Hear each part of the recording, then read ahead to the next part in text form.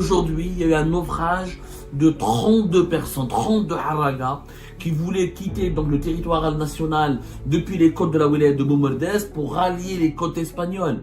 28 personnes sont mortes. Parmi les personnes qui ont été déclarées disparues, mortes, il y a une femme enceinte qui était en grossesse, une femme enceinte. Le naufrage, il a eu lieu à 10 km des côtes algériennes. Alger pour aller vers l'Espagne qui est de l'autre côté. Il y a une mafia de la harga, c'est des esclavagistes, ils font dans l'exploitation des êtres humains. Si tu payes pas les prix qu'ils exigent, c'est incroyable. On est en plein piraterie, où ce sont eux, c'est eux qui surveillent les plages, ils font de la délinquance, ils font ce qu'on appelle de la piraterie, c'est-à-dire ils utilisent leurs propres semi-rigides, leurs propres bateaux pour intercepter les haragas qui sont des haragas indépendants, armés, notamment d'armes blanches, quelquefois armés par des pistolets automatiques, ils tirent sur les haragas, ils les agressent. En Algérie, il y a la mafia de la harga. Il y a ce qu'on appelle des caïds, il y a ce qu'on appelle des clans mafieux. Ils utilisent leurs complices au sein des gardes-côtes et des gendarmes pour dénoncer les haragas amateurs, parce qu'il y a des haragas mafieux professionnels. Je pense qu'on peut même pas, moi je me demande comment on peut, nous, Algériennes et Algériens, dormir tranquillement la nuit quand on apprend qu'aujourd'hui, il y a eu un naufrage de 32 personnes, 32 haragas, qui voulaient quitter donc le territoire national depuis les côtes de la wilaya de Boumerdès pour rallier les côtes espagnoles. Rappelez-vous, à chaque fois que je parle des haragas, et malheureusement, plus personne n'en parle. Plus personne n'en parle. Il faut briser l'omerta. Il faut briser ce tabou. J'appelle à l'organisation d'un forum national en toute urgence, d'assises nationales sur le fléau de la harga. 28 personnes sont mortes dans la soirée depuis samedi le 28 décembre dernier, et de cela 2 jours. Il y a eu un naufrage, il y a uniquement 3 survivants. Parmi les personnes qui ont été déclarées disparues, mortes, il y a une femme enceinte qui était en grossesse, une femme enceinte. Le naufrage, il a eu lieu à 10 km des côtes algériennes. C'était un groupe de 32 personnes. Je dis bien un groupe de 32 haragas qui ont pris la mer depuis les côtes de la wilaya de Boumerdès pour rallier l'Espagne. Rappelez-vous de ce que j'ai dit, de ce que nous disions fait Algérie Part dans toutes nos émissions. La harga qui était avant 2019 jusqu'à même 2021 cantonnée aux wilayas côtières de l'Ouest. Auparavant, c'était Ain Timoshent, c'était Mostaganem, c'était Oran, c'était des localités qui m'a Razawet, dans la wilaya Tlemcen. Ensuite, la harga a commencé à se généraliser petit à petit pour rallier les wilayas du centre. D'abord, c'était Tnis, dans la wilaya de Chlef, on bat Tipaza, من بعد Alger ou Boumerdès, ولاو الناس يهربوا من Boumerdès ou من Alger pour aller vers l'Espagne qui est de l'autre côté. Vous imaginez le niveau alarmant de détresse, de désespoir. Ces gens-là, Allah yarhamhum, n'ont pas quitté leur pays par gaieté de cœur, n'ont pas quitté leur pays, n'ont pas décidé de s'aventurer en haute mer par gaieté de cœur. Ils n'ont pas décidé d'exposer leur vie à toutes les menaces, à tous les périls, d'affronter une mort quasiment certaine dans cette période d'hiver, juste pour le plaisir, ou juste parce qu'ils ont des idées suicidaires. C'est un groupe de haragas qui a quitté les côtes de la wilaya de Boumerdès. On n'en sait pas finalement, pour le moment leur identité, on la connaît pas encore. On n'a pas de détails très précis sur la provenance exacte de cette embarcation, mais généralement c'est Cap Djennet, c'est Figui, c'est les localités, les plages, les grandes, la wilaya de Boumerdès est connue pour abriter plusieurs localités balnéaires, plusieurs grandes plages, un littoral assez vaste, même sauvage. Donc, ces 32 personnes, comme beaucoup de haragas auparavant, ils ne se contentent plus d'aller vers les wilayas de l'Ouest. Pourquoi? Parce qu'à l'Ouest, à Ain Timoshent, à Mostaganem et à Oran, il y a une mafia organisée qui ne te laisse pas quitter les plages de la wilaya d'Oran, de Ain Timoshent et de Mostaganem si tu payes pas, si tu passes pas par un réseau structuré de la mafia de la harga. Il y a une mafia de la harga, c'est des esclavagistes, ils font dans l'exploitation des êtres humains. Si tu payes pas les prix qu'ils exigent, si tu n'empruntes pas ou là tu ne montes pas à bord de leurs propres embarcations et bateaux, si tu passes pas par leur rabatteur et par leur circuit, et bien la mafia des Harga, c'est elle qui organise, c'est incroyable.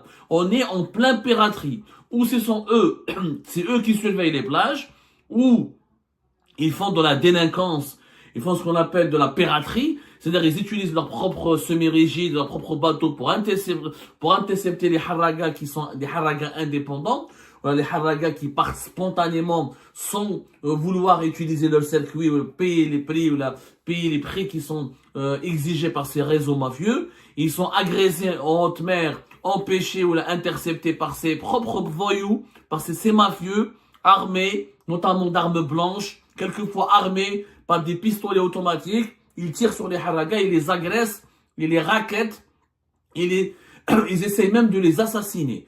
J'ai eu plein de témoignages. Je suis Algérie Park, nous n'avons jamais cessé de tirer la sonnette d'alarme.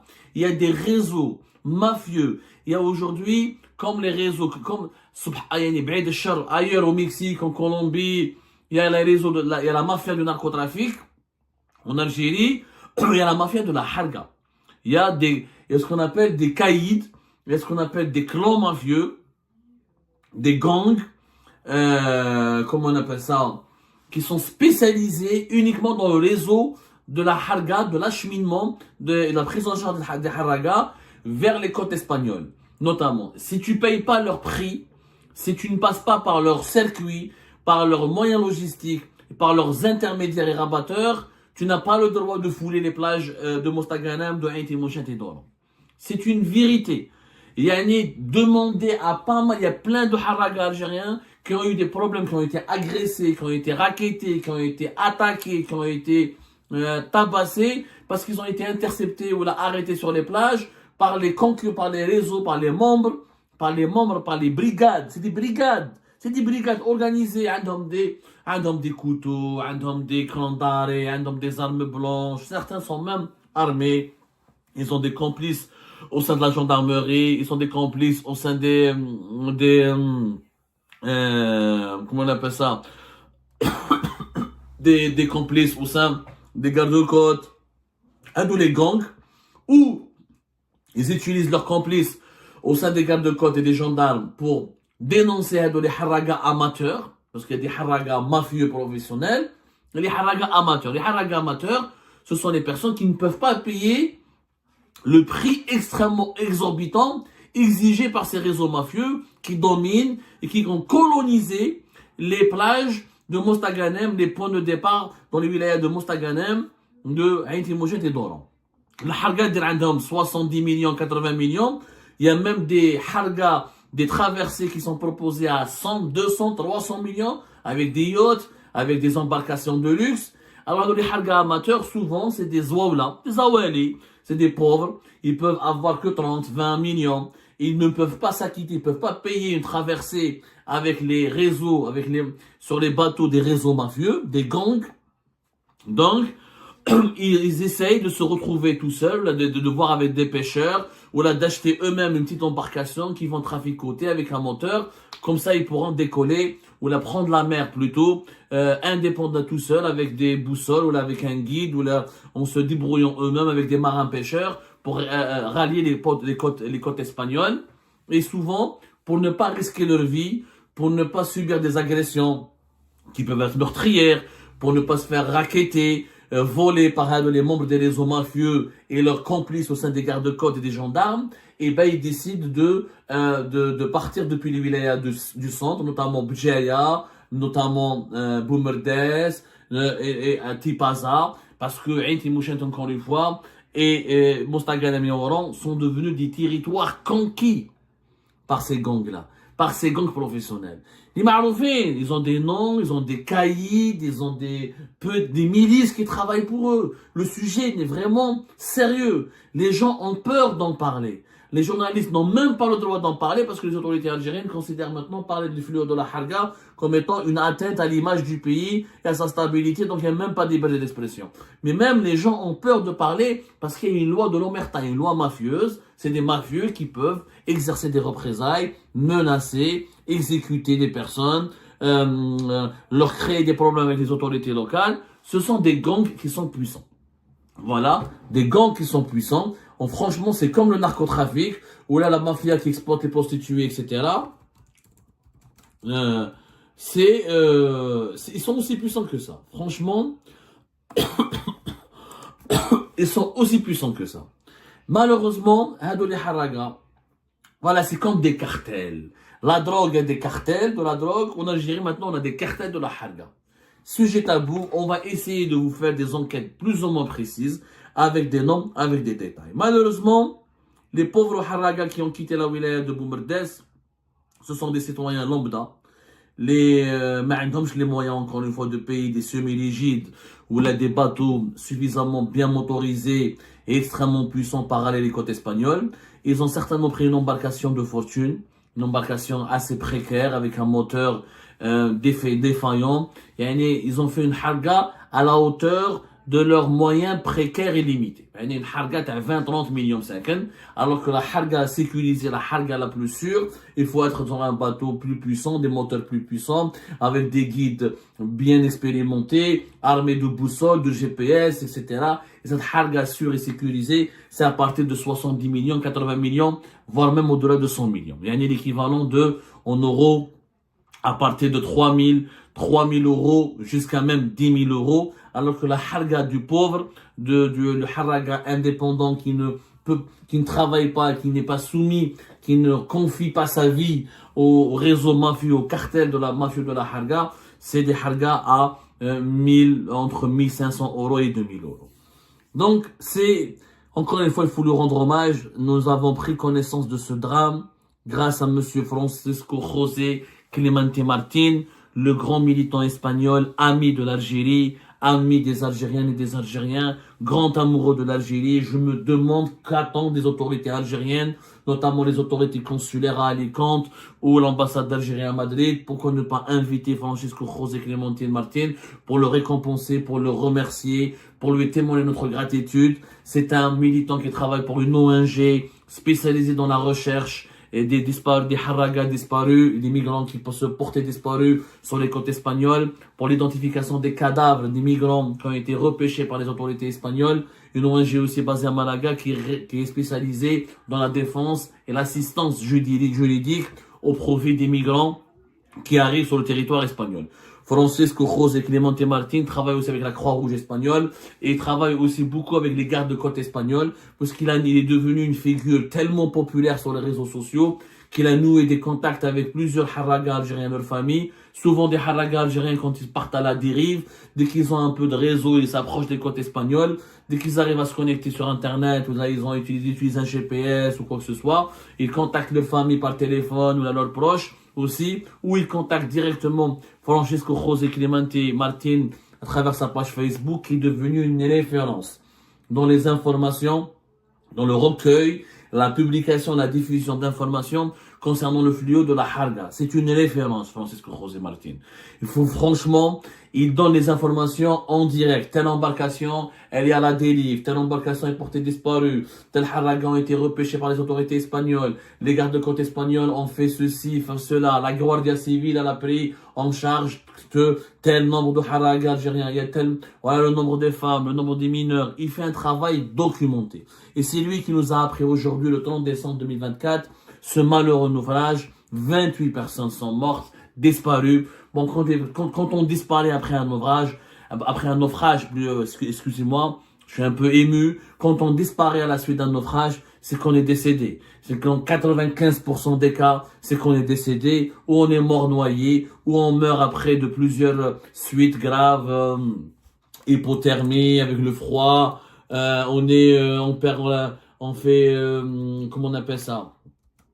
On ne résiste pas au froid de la mer, on ne résiste pas à la mer, on ne résiste pas, surtout les hypothermies qui sont un refroidissement du corps humain. Et là, ça peut créer des arrêts cardiaques, des AVC, des morts brutales. Voilà, des morts brutales.